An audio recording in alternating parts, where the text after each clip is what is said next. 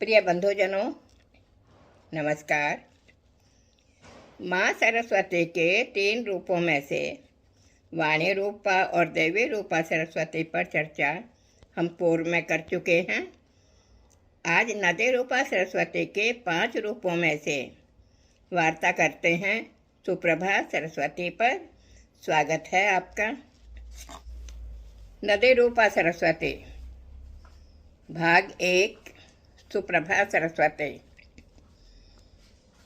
नदी सरस्वती का अर्थ विद्वत जन जलाशयों के परिपूर्ण रूप में भी करते रहे हैं कि नदी जलाशयों में बहती है। वास्तव में सरस्वती नदी के आसपास का क्षेत्र आज भी वर्षा काल में तालाबों की एक श्रृंखला से बन जाती है। वैदिक साहित्य में संस्कृति को नदीतमा संबोधित करके उसके समुद्र में गिरने का उल्लेख है। उस समय सरस्वती के जल का प्रवाह सब नदियों से वेगवान था। ऋग्वेद के 10.75.5 मंत्र में नदियों का क्रम इस प्रकार से लिखा है: गंगा, यमुना, सरस्वती, शतुद्री, पर्वतनी, अतिग्नि, वितस्ता, उमा तथा कार्तिकेय। यहाँ सरस्वती को यमुना और सतलुज के मध्य में रखा गया है। कुछ विद्वानों के अनुसार सरस्वती भारत का प्रमुख भारत की प्रमुख नदियों में से एक थी। पंजाब की 5 नदियाँ सतलुज, ब्यास, रावी, चिनाब और झेलम उनमें मिलती थी।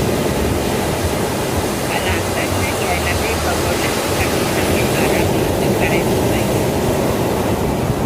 शेष को रह गई। विद्वानों के अनुसार द्वापर युग तक सरस्वती नदी का जल अक्षुण्ण रूप से बना रहा। बाद में साहित्य में जहाँ इसका उल्लेख है वहाँ यह कुरुक्षेत्र के पास धरती में समाहित होने वाली सरस्वती है। महर्षि कृष्ण द्वैपायन व्यास ने कुरुक्षेत्र में सरस्वती के पावन तट पर महाभारत का 18 पुराणों आदि ग्रंथों का प्रणयन किया था। इस सारस्वत यज्ञ स्वरूप सरस्वती के किनारे बसा प्रदेश सारस्वत कहलाया। ज्ञातव्य है कि इस क्षेत्र में सरस्वती नदी 5 धाराओं में प्रवाहित होती है: सुप्रभा, कांचनाक्षी, प्राची, नंदा और विशाला। इस समय प्रयाग संगम तीर्थ में सरस्वती की सत्ता मानी जाती है, जबकि अत्यंत प्राचीन काल में सरस्वती के किनारे यज्ञों एवं सत्रों का आयोजन होता था। ऋग्वेद के 7.95.96 के मंत्रों में ऋषि मैत्रा वरुण वशिष्ठ ने सरस्वती नदी की प्रशंसा की है। नदी हमारी सुरक्षा करती है। नदी से हम अन्न प्राप्त करते हैं। जैसे पक्षी वृक्षों का आश्रय ग्रहण करते हैं ना, वैसे ही हम भी नदी का आश्रय ग्रहण करते हैं। यहाँ यह भी कहना उचित होगा कि महर्षि वशिष्ठ माँ सरस्वती के प्रबल उपासक थे। ज्ञान और यज्ञ के इच्छुक प्रायः सभी ऋषिजन सरस्वती के कृपाकांक्षी रहे हैं। उस समय सत्रादि की समाप्ति पर सरस्वती नदी में अवभृत स्नान करने की परंपरा थी।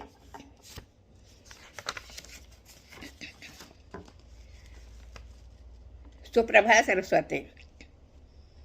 आदिकृत युग की बात है। सृष्टिकर्ता ब्रह्मा जी ने पुष्कर क्षेत्र में यज्ञ का आयोजन किया। उन्होंने यज्ञ में सम्मिलित होने के लिए समस्त ऋषियों, आदित्यों, रुद्र, अश्विनी, कुमार, देवों, दानवों तथा श्री नारायण को आमंत्रित किया। यद्यपि पहले वे दानवों को आमंत्रित नहीं करना चाहते थे, परंतु दानवों के इसलिए उन्हें बुलाना पड़ा कि एक तो वे पक्षपात दोष से बचना चाहते थे और दूसरे दैत्यगण उनके आयोजन में विघ्न उपस्थित न करें। इस आशंका से वे छुटकारा पाना चाहते थे। ब्रह्मा तो सृष्टि जगत के पितामह हैं, सो उनके आमंत्रण पर सभी प्राणी जगत सज धज कर वहाँ शीघ्र ही पहुँच गया। संपूर्ण जगत को सम्मुख देख वे अपनी रचना पर मुग्ध हो उठे। श्री हरि ने ब्रह्मा जी का अभिवादन किया और बोले, ब्रह्मा जी, इस विशाल कार्य के आयोजन के लिए अब आप शीघ्र ही हमें अपना दायित्व सौंप दीजिए। शीघ्र ही हमें अपना अपना दायित्व सौंप दीजिए। ब्रह्मा जी बोले, श्री हरि, किसको क्या कार्य सौंपना है इसका दायित्व भी आप ही ले लीजिए, और देखिए इस कार्य में पक्षपात की गंध नहीं होनी चाहिए। ब्रह्मा जी के अंतिम वाक्य पर श्री हरि सोच में पड़ गए। इस पर दानवों ने जोर का ठहाका लगाया। वस्तुस्थिति संभालते हुए श्री हरि बोले, ब्रह्मा जी, किसको क्या सौंपना है यह तो आप ही जाने। मैं तो यज्ञ की रक्षा का कार्य संभालना चाहता हूँ। ऐसा कहकर श्री हरि एक ओर चल दिए। श्री विष्णु के चले जाने पर दानव बोले, पितामह, हम भी तो आपके ही संतान हैं। आपके इस पुनीत कार्य में हमारा क्या दायित्व है, क्या कर्तव्य है? श्री विष्णु के चले जाने पर वे आगे बोले, पितामह, आप देवों और दोनों के ही पितामह हैं। आपके संभाव से हम प्रभावित हैं। आपके इस आयोजन में हम कोई विघ्न अथवा उपद्रव उपस्थित नहीं होने देंगे। आप निश्चिंत होकर यज्ञ का आयोजन करें, आरंभ करें। हाँ, आपके यज्ञ की समाप्ति के पश्चात हम अवश्य ही देवों का विरोध करेंगे। श्री विष्णु के कानों में दैत्यों की गर्वित वाणी पड़ी, परंतु वे मौन ही रहे और शंकर के समीप जाकर बैठ गई। शिव श्री हरि से बोले, विष्णु जी, आप चिंतित से लग रहे हैं। विष्णु ने शिव को दैत्यों की दुर्भावना से अवगत कराया और बोले, महादेव, जब तक यज्ञ का आयोजन संपन्न न हो जाए हम दानवों के व्यवहार की अनदेखी करते रहेंगे। अनंतर यज्ञ समाप्त होने पर युद्ध करना ही होगा। ब्रह्मा जी व्यवस्था देखने के ब्याज से वहीं टहल रहे थे। उन्होंने श्री विष्णु और महादेव की बातें सुनी। वे धीरे से विष्णु जी से बोले, प्रभु, आपसे विनती है कि आप इस प्रकार की बातें यहाँ न करें।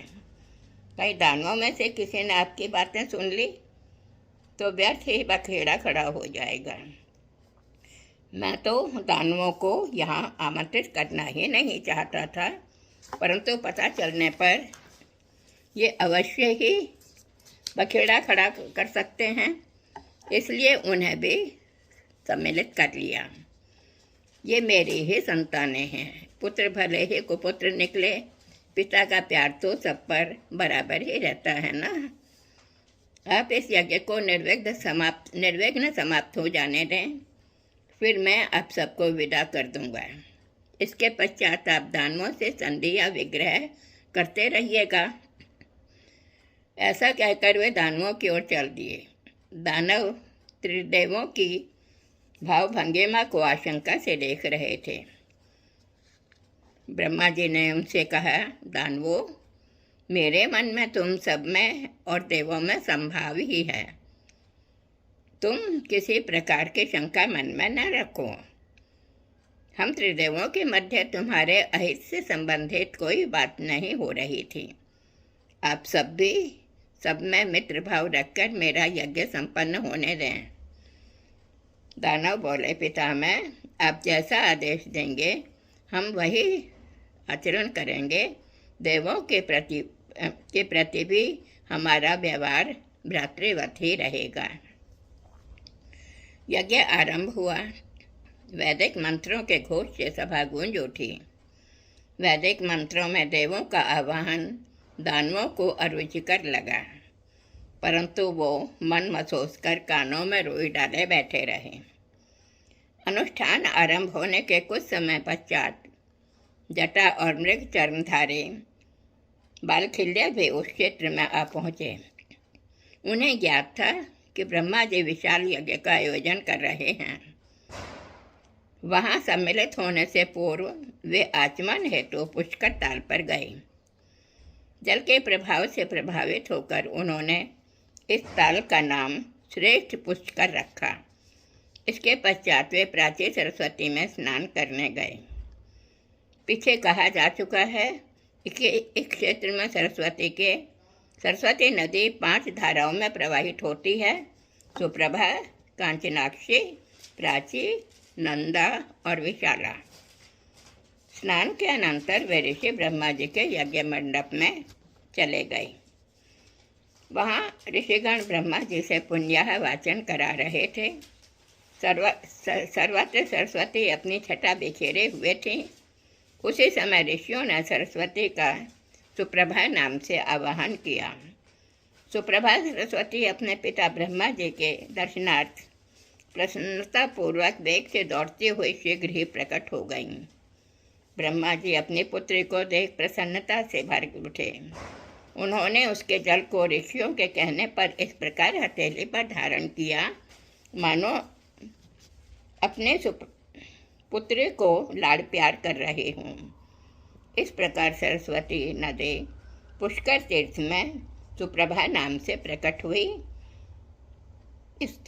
उसकी कीर्ति और आभा को देखकर ऋषिगण देवगण प्रफुल्लित हो उठे।